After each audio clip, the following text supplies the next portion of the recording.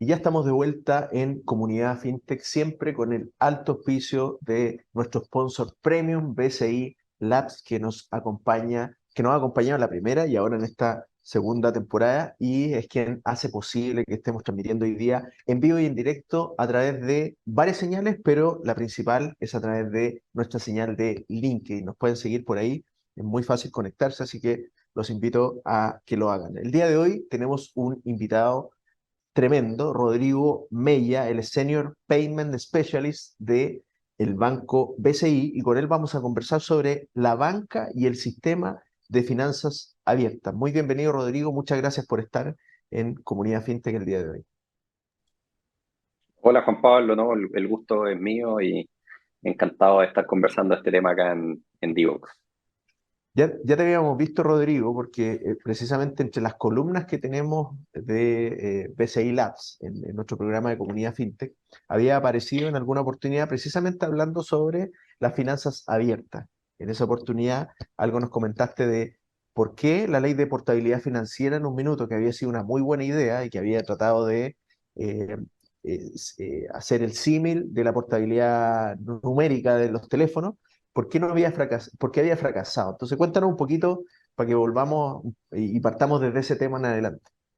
Sí, perfecto. Oye, sí, como bien decías, yo llevo harto tiempo en el banco trabajando en estos temas, no solamente en Open Finance, Open Banking, sino también en otros como activo alternativo. Hay una serie de innovaciones que han estado pasando en los últimos años que también han hecho de que las conversaciones en los bancos se parezcan muchísimo más a las de las big Tech o las de las FinTech que las de la banca tradicional. Por lo tanto, ha habido muchísimo espacio como para poder discutir estos temas. Y uno de esos, y el que nos convoca hoy día, es hablar del sistema de finanzas abiertas, que como en las cápsulas que he podido publicar en Divox antes y también en otros medios, generan como bastante entusiasmo porque la promesa del sistema de finanzas abiertas es una promesa como casi promesa de campaña electoral, porque dice, oye, le vamos a entregar a los clientes el control o el derecho sobre sus datos financieros. Y es algo yo creo que tiene muchísimas bajadas prácticas, tiene muchísimos beneficios que me gustaría conversar de eso durante el día de hoy, pero también tiene un montón de desafíos porque hasta ahora nos obliga también no solamente a los bancos, sino también a una serie de otras instituciones financieras a colaborar de una manera que actualmente no estamos acostumbrados a hacerlo. Y esto también como se conecta un poco con la discusión sobre la portabilidad financiera y como para enmarcar un poco la discusión y poner a la audiencia en contexto, eh, es simplemente recordarles de que el anhelo que tiene el sistema de finanzas abiertas de abrir un poco los datos de los clientes para que con su consentimiento ellos los puedan compartir y movilizar y aprovechar también los beneficios del uso de esos datos en todo el sistema financiero, no es algo nuevo. Esta cuestión es un diagnóstico que viene de hace muchísimo tiempo. Y, y en medio de la pandemia, yo creo que ahí hubo un momento de inflexión donde, además de no poder ir a comprar al supermercado, tampoco podíamos ir a la sucursal en los bancos. Entonces, no, se fue patente algo que ya era una fricción que veíamos todos los días, pero en ese momento ya fue algo que no podíamos escapar, porque teníamos que cobrar un cheque y no podíamos ir a la sucursal estaba cerrada, había que hacer una fila, y que hay que ir con mascarilla, etcétera. Entonces, en medio de ese contexto salió la ley de portabilidad financiera, que, que como yo cuento en esta cápsula antes, se basa bastante en el concepto de portabilidad numérica, que funcionó súper bien en Chile.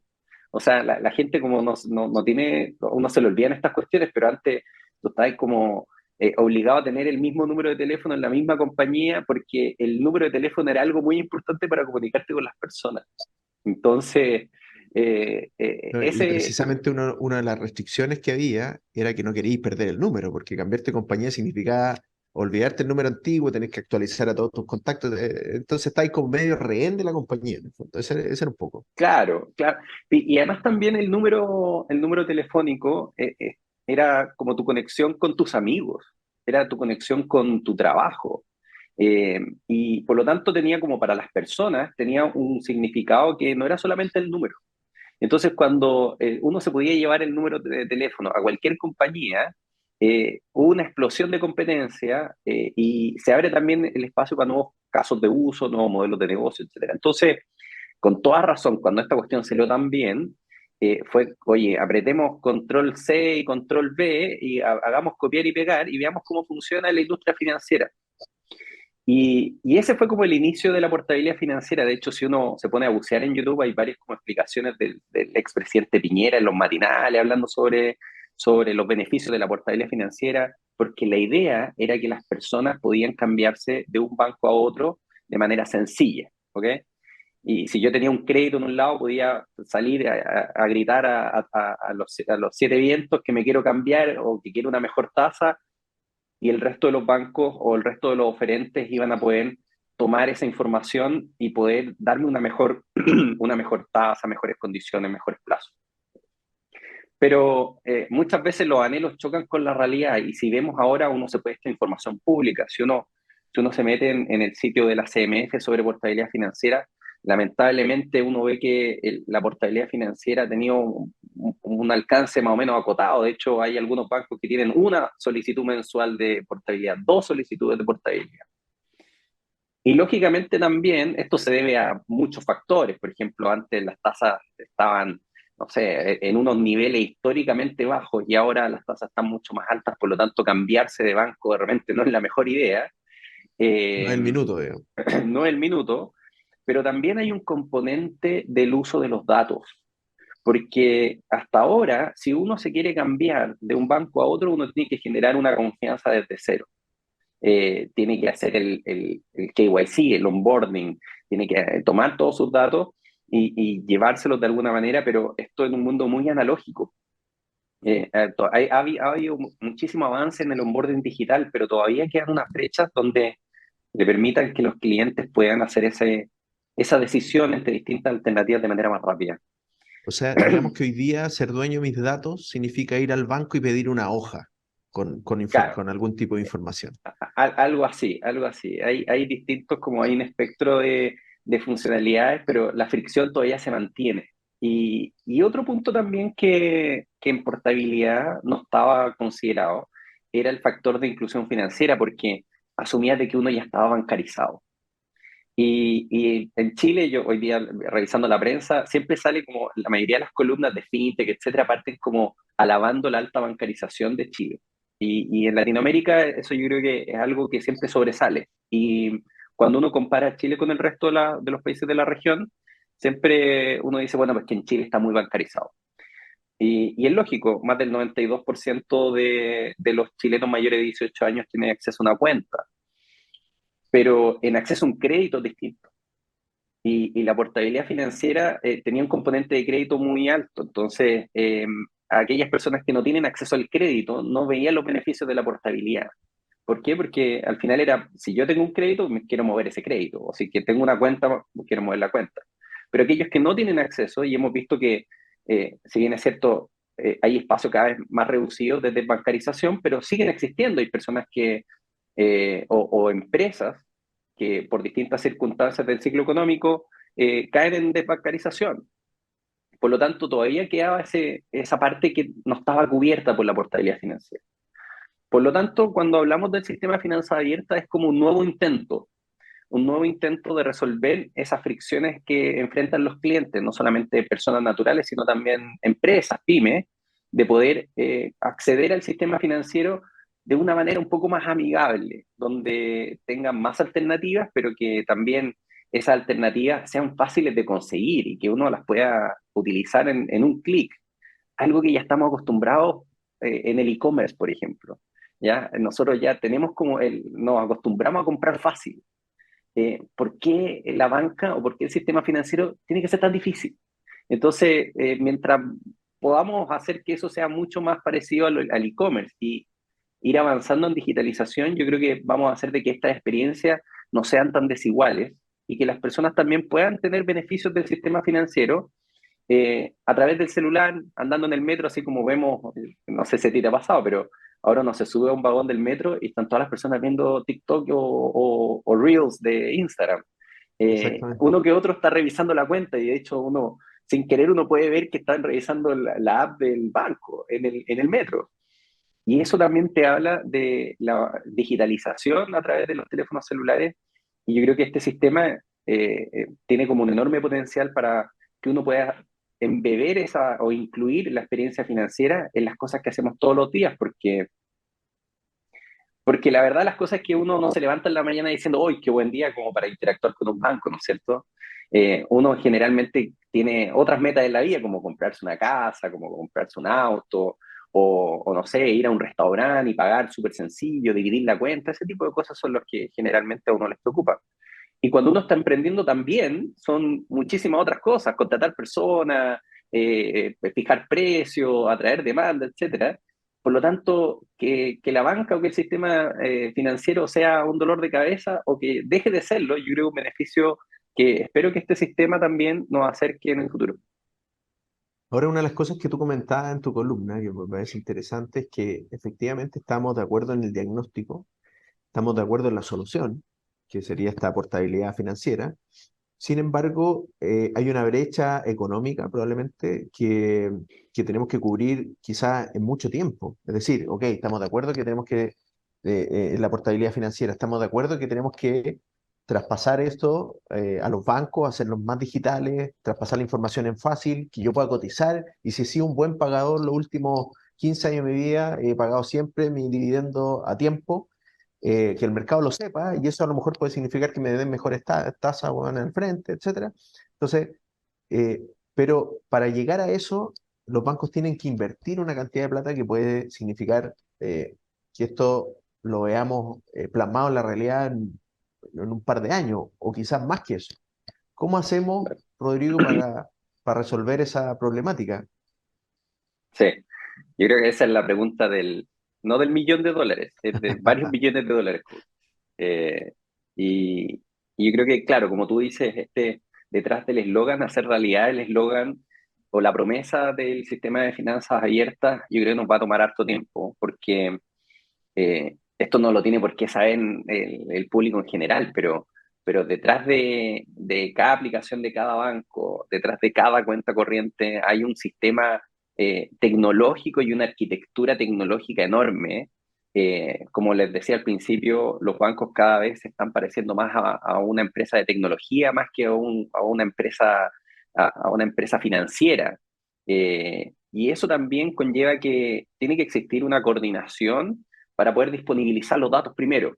Eh, los datos ya están digitalizados, la mayoría de nosotros tenemos algún tipo de interacción digital con los bancos y la mayoría de nuestras transacciones ahora fluyen en ceros y unos, ¿ok? Como en la Matrix. Ahora lo que tenemos que hacer es una especie de coordinación y desarrollos para que esto sea un sistema de finanzas abiertas. Y acá, como el nombre también tiene como, levanta un par o prende un par de ampolletas, porque primero habla de un sistema. ¿Eso qué quiere decir? De que el hecho de que BCI sea el alumno Mateo del curso y haga todos los desarrollos y disponibilice toda la información y tenga toda la capacidad de hacerlo, no significa que los clientes vayan a tener 100% los beneficios del sistema, porque requiere de que el resto de los bancos, y no solo los bancos, sino que el sistema de finanzas abiertas en inglés es Open Finance, y la ley FinTech incorpora a las cooperativas, a las cajas de compensación, a los emisores de tarjeta, a los operadores de tarjeta, al mercado de los seguros, a las corredoras de bolsa, a las AGF, porque yo creo que a la mayoría de nosotros nos pasa, tenemos 5 o 6 aplicaciones de distintas instituciones financieras en nuestro celular. Por lo tanto, requiere de un sistema coordinado donde nuestra información, nuestros datos financieros puedan fluir de manera segura y, lo más importante, con el consentimiento de los clientes, porque yo creo que para todos la otra pregunta es, oye, ¿qué pasa con mi privacidad? ¿Qué pasa con mis datos? ¿Están seguros? ¿Los puedo compartir o no los puedo compartir? Entonces, claro, eso, como en lo primero que uno piensa es, oye, esta cuestión va a costar muchísima plata, va a costar muchísimo tiempo, puede que se demore 2 o 3 años, 4 años, 5 años, pero también hay que mirarlo desde un punto de vista de gradualidad, y en eso yo creo que el- lo que hemos estado conversando en el banco, y yo creo que existe también un consenso, es que vamos avanzando en lo que le hace sentido al cliente. Si esta cuestión nos va a demorar 6 años, porque requiere de muchísimo trabajo, muchísima coordinación, bueno, avancemos con agilidad en aquellas cosas que le hacen más sentido a los clientes y lo que le soluciona la vida de manera más rápida. Puede ser la consolidación de sus cuentas en una sola aplicación, puede ser comparadores de precio, pueden ser una serie de casos de uso, pero en este momento yo creo que en lo que estamos tratando de discutir es qué es lo que le hace sentido al cliente y cómo podemos darle los beneficios del sistema lo más rápido posible en una primera etapa. Lógicamente entendiendo que de aquí a 2027, 2028, puede que los beneficios sean muchísimo más grandes y el grado de experimentación nos lleve a una maduración del sistema también. Es súper relevante esto que dices en términos de gradualidad. Ahora, yo entiendo que hay conversaciones internas en BCI, me imagino que en otros lugares también deben haber hoy día esa misma conversación. Y luego de eso hay que tener una coordinación sistémica, donde tú digas, porque precisamente lo que puede ocurrir es que a lo mejor BCI es muy competitivo en crédito hipotecario, pero resulta que quizás alguna competencia es más competitiva en crédito de consumo. Y quizás por allá quieran partir por los consumos y por acá por los hipotecarios y finalmente igual no se logren cruzar. ¿Dónde está esa instancia donde este sistema pueda ir coordinándose con respecto a los casos de uso que sean más recurrentes y que en definitiva traigan más beneficio a los clientes? Sí, tienes toda la razón. Acá uno siempre como que habla de la coordinación y la cooperación y uno cree que es como todos nos vamos a tomar de la mano y vamos a hacer una ronda entre todos y nos vamos a poner de acuerdo y eso yo creo que es muy complicado, ¿no? Muchas veces no ocurre así. También uno dice, mira, veamos cuál es la visión del cliente, pero muchas veces el cliente tiene distintas necesidades en las distintas instituciones. Entonces yo creo que eso va a ser una discusión bastante interesante y que yo creo que acá lo que dice la ley es que va a ser la Comisión para el Mercado Financiero la que va a dictar los estándares y también la forma en que esto se va a implementar de manera gradual. Ahora, eso no quiere decir de que uno como le deje toda la pega al regulador, le diga, oye, regulador, mira, a ti te toca hacer esto y tienes la obligación de que esto funcione o que sea exitoso. Yo creo que acá también hay una obligación por parte de todos los participantes del sistema financiero de levantar estos temas, de discutirlos, de verlos de distintos lados, porque yo creo que en un 80% yo creo que vamos a estar en consenso en determinados aspectos, por ejemplo, en implementación, en cuáles son los casos de uso, qué es lo que necesitan las personas, porque al final Juan Pablo puede tener cuenta en 3 bancos y puede tener productos distintos en los 3 bancos, pero Juan Pablo es un buen pagador en los 3 bancos y ese es algo que vamos a estar de acuerdo en las 3 instituciones. Por lo tanto, cuando uno pone al cliente en el centro, estas discusiones son mucho más sencillas. Ahora, como yo decía, es deber de los participantes también apoyar al regulador y mostrarle la experiencia y lo que hemos visto para que estas normas que van a salir probablemente en los próximos meses también nos permita no solamente tener estas discusiones, sino también tener estándares que den seguridad, que permita que las personas adopten esta nueva forma de interactuar con el sistema financiero y que generen confianza. Y para eso se necesita de una conversación público-privada, no solamente cooperación entre los privados y colaboración entre fintech, bancos, etcétera, sino también con el sector público. Y ahí yo creo que hay hartas discusiones que se van a enriquecer de la mirada que tiene cada uno de los participantes del sistema. Buenísimo. El día de hoy estamos con don Rodrigo Mella, Senior Payment Specialist de BCI. Estamos hablando sobre la banca y el sistema de finanzas abiertas. Nos vamos a una segunda pausa comercial y ya estamos de vuelta con Rodrigo. Síguenos en las redes sociales, Instagram, Twitter, Facebook, LinkedIn, como @Divox Radio.